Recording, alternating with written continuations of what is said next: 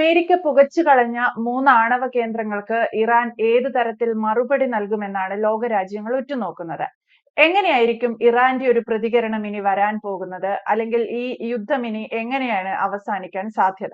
പണ്ടൊരു പഴഞ്ചൊല്ല് പഴയ ആൾക്കാർ പറയും, ഒരു വലിയ ഫയൽമാൻ, അതായത് ഗുസ്തിക്കാരൻ ചോദിച്ചു.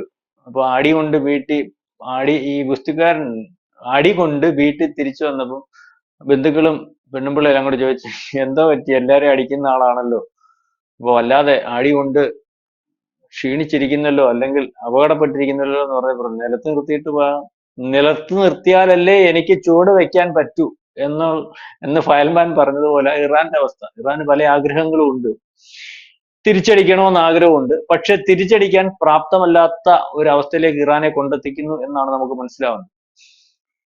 അതായത് നമ്മൾ നേരത്തെ പലവട്ടം ചർച്ച ചെയ്തതുപോലെ ടാർഗറ്റഡ് വാറിലേക്കായിരുന്നു ഇസ്രായേൽ പൊക്കോണ്ടിരുന്നത്.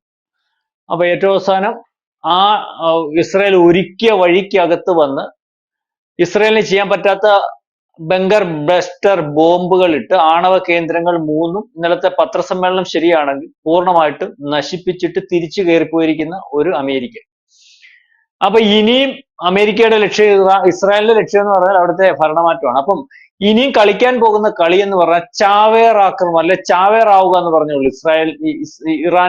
ഇറാന്റെ ലക്ഷ്യം, അല്ലെങ്കിൽ ഇറാൻ ചാവേറാവുക. അതായത് ഞാൻ എന്തായാലും മരിക്കും, എന്നാൽ കൂട്ടത്തിൽ കുറെ ആൾക്കാരെയും കൂടെ കൊണ്ടുപോയേക്കാം, അല്ലെങ്കിൽ എന്റെ മരണം മാൻ മരിച്ചാലും വേണ്ടൂല, ഞാൻ ഉദ്ദേശിക്കുന്ന ശത്രുക്കളെ ഇല്ലായ്മ ചെയ്തേക്കാം എന്നുള്ള ലക്ഷ്യമാണല്ലോ ചാവേറുകൾ. അതേ രീതിയിലേക്ക് ഇറാൻ പ്രവർത്തിക്കാൻ പോകുന്നു എന്നുള്ള ഒരു ഭീതിയിലാണ് ലോകം. അതുകൊണ്ട് തന്നെയാണ് ഇന്നലെ 1980 മുമ്പ് ഈ ഇറാൻ അല്ലെങ്കിൽ ഫോർമൂസ് കടലുടുക്ക് അടച്ചിട്ടുള്ളത് 84-ലാണ്, ഇറാൻ ഇറാഖ് വാർ. അന്ന് ഇറാൻ ഇറാഖിനെ പണിയാൻ വേണ്ടി ചെയ്തതാണ്. ഇപ്പൊ ഇന്നലെ പറഞ്ഞിട്ട് ഫോർമൂസ് കടലുടുക്ക് ഞങ്ങൾ അടയ്ക്കും, അതിന് ഇറാൻ പാർലമെന്റ് തീരുമാനമെടുത്തു കൊടുത്തു എന്നുള്ളതാണ്. അപ്പൊ ഏതാണ്ട് 2 ലക്ഷം കോടി ബാരലാണ് ഒരു ദിവസം ലോകത്തുടനീളം വേണ്ട എണ്ണ. അതിനകത്ത് 55 ലക്ഷം ബാരൽ അവിടെ കൂടെ വരുന്നു, അതിനകത്ത് 20 ലക്ഷം ബാരലോളം ഇന്ത്യക്കാണ് വരുന്നത്. അപ്പൊ ഇന്ത്യ ഉൾപ്പെടെയുള്ള രാജ്യങ്ങളെ ഇത് ബാധിക്കുമെന്ന് പറയുന്നു. അപ്പൊ ആരെ ബാധിച്ചാലും കുഴപ്പമില്ല, ഇത് അവരെയും ബാധിക്കും, ഇത് അടച്ചാൽ. ഈ കാരണം ഏറ്റവും കൂടുതൽ എണ്ണ വയ്ക്കുന്ന രാജ്യമാണല്ലോ. ഇപ്പോഴത്തെ അവസ്ഥയിൽ യുദ്ധം തോക്കുന്ന അവസ്ഥ വരുമ്പോൾ, അല്ലെങ്കിൽ എണ്ണപ്പാടങ്ങൾ കത്തുന്ന അവസ്ഥ വരുമ്പോൾ, നാളെ കാലത്തെ നിലനിൽപ്പില്ലാത്ത ഒരു അവസ്ഥയിലേക്ക് പോകുമ്പോൾ, മാത്രവുമല്ല ഖമേനിയുടെ നേതൃത്വത്തിലുള്ള ഗവൺമെന്റ് പോകുമ്പോൾ അയാൾ കളിക്കാൻ പോകുന്ന കളി എന്ന് പറഞ്ഞാൽ, ഞാൻ തീരുകയാണ്, എന്നാൽ ഇറാൻ ഇല്ലെങ്കിലും കുഴപ്പമില്ല, എന്നെ തീർക്കാൻ നിന്നവരെയും അതിന് കൂട്ടുനിൽക്കുന്ന ലോകത്തെയും ഒരു പ്രതിസന്ധിയിലാക്കിക്കൊണ്ട് മാത്രം എനിക്ക് തീരാമല്ലേ, ഞാൻ ഇല്ലായ്മയാകാം എന്ന് വിചാരിക്കുന്ന ഒരു ഇറാൻ ആണോ ഇനി ഉണ്ടാകാൻ പോകുന്നത് എന്ന് ലോകം ഭീതിയോടുകൂടി കാണുന്നത്. അതായത് ഞാൻ പറഞ്ഞ ചാവേറാകാൻ പോകുന്നു ഇറാൻ എന്ന് പറഞ്ഞു. ഇപ്പൊ ഫോർമസ് കടലുടുക്ക് അവർ അടച്ചാൽ ലോകത്തുടനീളമുള്ള എണ്ണ വ്യാപാരത്തെയും ലോകത്തുടനീളമുള്ള അല്ലെങ്കിൽ എല്ലാ രാജ്യങ്ങളെയും ബാധിക്കാൻ ഒരവസ്ഥയുണ്ട്. എണ്ണ എല്ലാത്തിനും ഒരു പ്രധാനപ്പെട്ട ഘടകമാണ്. അപ്പൊ ഇങ്ങനെ എണ്ണ വ്യാപാരം നടക്കാതെ വന്നാൽ എണ്ണ മേടിക്കുന്ന രാജ്യത്തിനും എണ്ണ കൊടുക്കുന്ന രാജ്യത്തിലും, അതായത് ലോകത്തുടനീളമുള്ള എക്കണോമി ഈ യുദ്ധത്തിലൂടെ ലോകത്തെ പിടിച്ചു കുലുക്കാൻ പറ്റുന്ന രീതിയിലേക്ക് എങ്ങനെ യുദ്ധം കൊണ്ടുപോകാം എന്നുള്ള രീതിയിലേക്ക് പോകുന്നു. വേറെ ഒരു കാര്യം കൂടെ ഉണ്ട്, ഇവർ ആക്രമിക്കുമെന്ന് പറയുന്നത് എവിടാണെന്നറിയാം. ഒരിക്കലും ഇറാന് പ്രോക്സികളെ ഉപയോഗിച്ച് അമേരിക്കയ്ക്ക് അകത്ത് സ്ഫോടനങ്ങൾ ഉണ്ടാക്കാൻ സാധിക്കുന്നതിനപ്പുറം നേരിട്ട് യുദ്ധം ചെയ്യാൻ പ്രാപ്തമായിട്ടുള്ള ഒരു ഇറാൻ ഇല്ല അമേരിക്കയെ. അപ്പൊ അമേരിക്കയെ നേരിട്ട് ആക്രമിക്കാൻ പറ്റത്തില്ല. അമേരിക്കയെ നേരിട്ട് ആക്രമിക്കാൻ പറ്റാത്തപ്പോൾ നമ്മൾ പലവട്ടം ചർച്ച ചെയ്തതുപോലെ ഇറാൻ ചെയ്യാൻ പോകുന്നത് എന്താണ്? ബേസുകൾ ആക്രമിക്കാൻ, അല്ലെങ്കിൽ സഖ്യരാജ്യങ്ങളെ, ഇവർക്ക് ശത്രുവായിട്ട് നിൽക്കുന്ന, ഇവർക്ക് യുദ്ധത്തിനകത്ത് ഇവരെ സഹായിക്കാൻ നിൽക്കുന്ന അറേബ്യൻ രാജ്യങ്ങളെ, അവരെ ആക്രമിക്കാൻ സാധ്യത. അവരുടെ ബേസുകളോടുണ്ടല്ലോ, അവരുടെ ബേസുകളെ മാറ്റിയിട്ട് ഇനി ആക്രമിക്കാൻ സാധ്യതയുള്ളൂ. ഇപ്പൊ സൗദി ഇറാന്റെ ശത്രുവാണ്. ഖത്തർ വരുന്നുണ്ട്, അല്ലെങ്കിൽ വേറെ പല രാജ്യങ്ങളും വരുന്നുണ്ട്. ഇവർക്കെല്ലാം എണ്ണപ്പാടങ്ങളുണ്ട് വലിയ വലുപ്പത്തിൽ. നേരത്തെ ഈ പറയുന്ന ഇറാൻ ആക്രമിച്ചിട്ടുണ്ട് എണ്ണപ്പാടങ്ങൾ. ഫ്രോഡ് പരിശോധിച്ചാൽ മതി. സൗദിയിലെ അല്ലെങ്കിൽ ഇതുപോലെ ഈ അറേബ്യൻ രാജ്യങ്ങൾ ഇവിടെ ഈ ഭാഗമല്ലാതെ നിൽക്കുന്നതും, അല്ലെങ്കിൽ അമേരിക്കയുടെ ഭാഗമായിട്ട് നിൽക്കുന്നതുമായിട്ടുള്ള രാജ്യങ്ങൾ എണ്ണപ്പാടങ്ങൾ കത്തിച്ചാൽ എന്ത് ചെയ്യും? എണ്ണപ്പാടങ്ങൾ കത്തിച്ചാൽ മിഡിൽ ഈസ്റ്റിൽ അതൊരു വലിയ പ്രശ്നമായിട്ട് മാറും.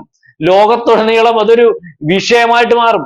ലോകത്ത് അല്ലെങ്കിൽ ഇത്തരത്തിൽ ഒരു സംഭവ വികാസങ്ങളെ അതിജീവിക്കാൻ ലോകം ആ രാജ്യം എന്നുള്ളതല്ല, ആ രാജ്യത്തെ എണ്ണപ്പാടം കത്തുമ്പോൾ ആ രാജ്യത്തിന്റെ എക്കണോമിക്കൽ ഗ്രോത്തും അല്ലെങ്കിൽ ആ രാജ്യത്തിന് മാത്രമല്ലല്ലോ സംഭവിക്കുന്നത്, ഇതിനെ ബന്ധപ്പെട്ട് നിൽക്കുന്ന അല്ലെങ്കിൽ ഇതുകൊണ്ട് ഞാൻ മുമ്പേ പറഞ്ഞ പോലെ എണ്ണ കൊണ്ട് വിൽക്കുന്ന രാജ്യവും എണ്ണ മേടിക്കുന്ന രാജ്യവും ലോകത്തിന്റെ ചലനവും ഒക്കെ ഒരു പരിധിവരെ ഈ പറയുന്ന ക്രൂഡ് ഓയിലിന്റെയും അല്ലെങ്കിൽ പെട്രോളിയം ഉൽപ്പന്നങ്ങളെയും വെച്ച് നടക്കുമ്പോൾ ഇത്തരത്തിലുള്ള ഒരു കാര്യം, അതായത് അതുകൊണ്ട് തന്നെയാണ് കഴിഞ്ഞ ദിവസം ഇന്ത്യ ഇതിനകത്ത് ചർച്ച ചെയ്യാൻ തീരുമാനിക്കുന്നത്. നമ്മുടെ രണ്ട് രാജ്യവും നമ്മുടെ സുഹൃത്ത് രാജ്യങ്ങളാണ്.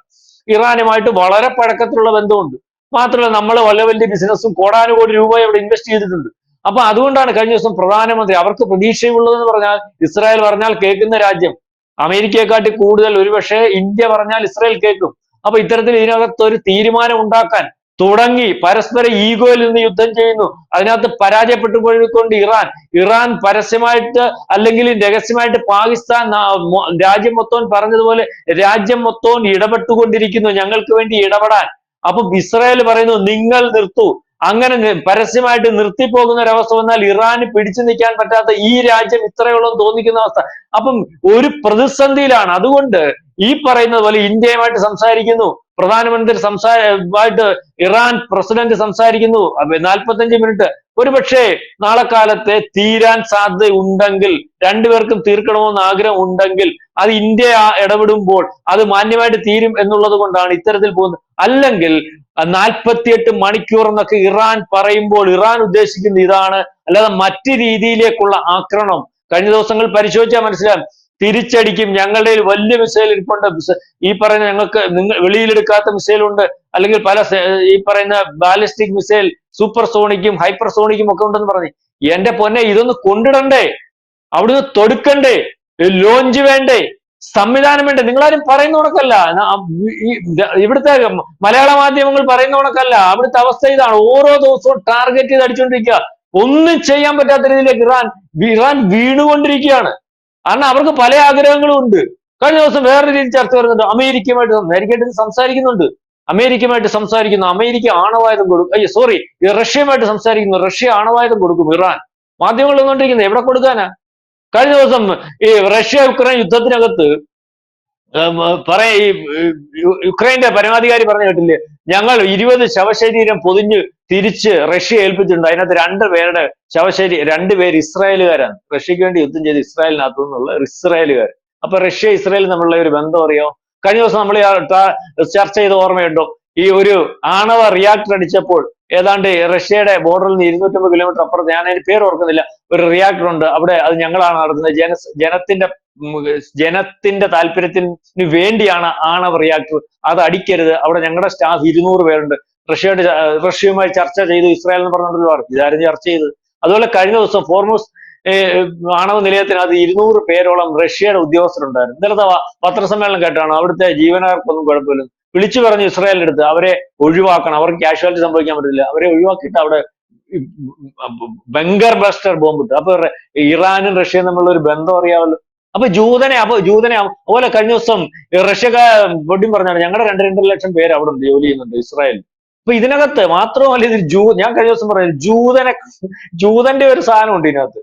ഈ പറയുന്ന പുടിൻ ജൂതനാ. ആ പുടിന്റെ ഭരണ മിനിസ്ട്രിയിലത് എത്ര ജൂതന്മാരുണ്ടെന്നറിയോ? ഇസ്രായേൽ എക്കണോമി, റഷ്യൻ എക്കണോമി നിയന്ത്രിക്കുന്ന ജൂതന്മാരാ. ജൂതനെ കയറി പെട്ടെന്ന് അടിക്കാനൊക്കെ ഒന്നും പറ്റത്തില്ല. കാരണം ഇത് വല്ലാത്തൊരു സിസ്റ്റമാണ് ജൂതൻ ലോകം മൊത്തം ഉണ്ടാക്കി വെച്ചേക്കുക. അവൻ എല്ലാ ലോകത്തും ഉണ്ട്, എല്ലാ ഭരണത്തിനകത്തും അവന്റെ പങ്കുണ്ട്, എല്ലാ രാജ്യത്തെയും നിയന്ത്രിക്കുന്നതിന് അവന്റെ എക്കണോമി ഉണ്ട്.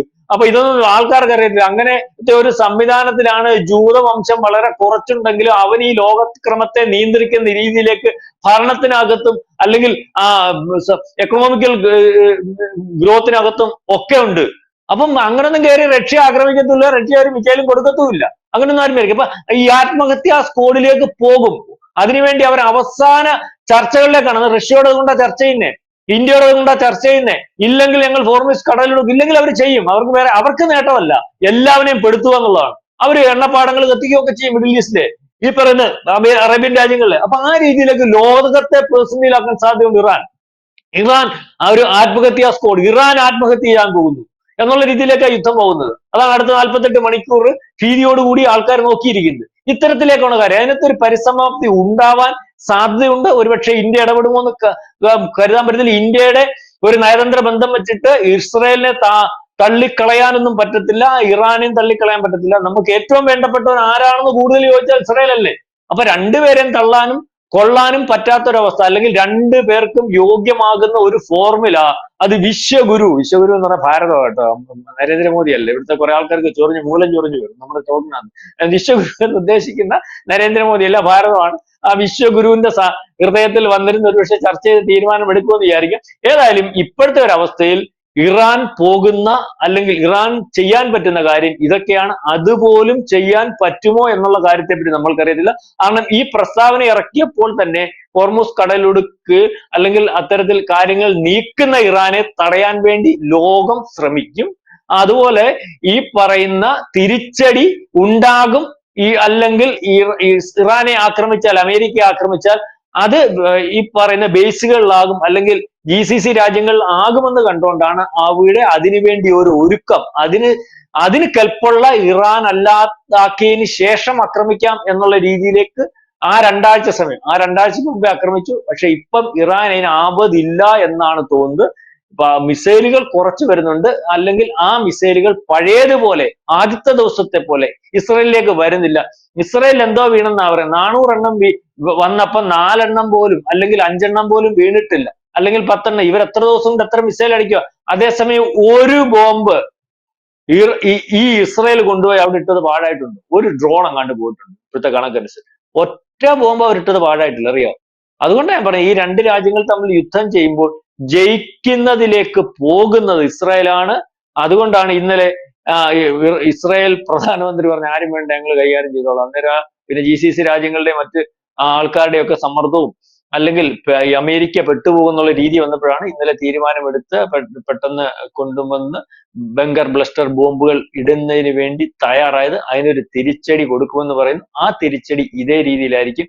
അതുകൊണ്ടാണ് ഇന്ത്യ ഇടപെടുന്നത്. ലോകം ഭീതിയോടുകൂടി കാത്തിരിക്കുന്നു.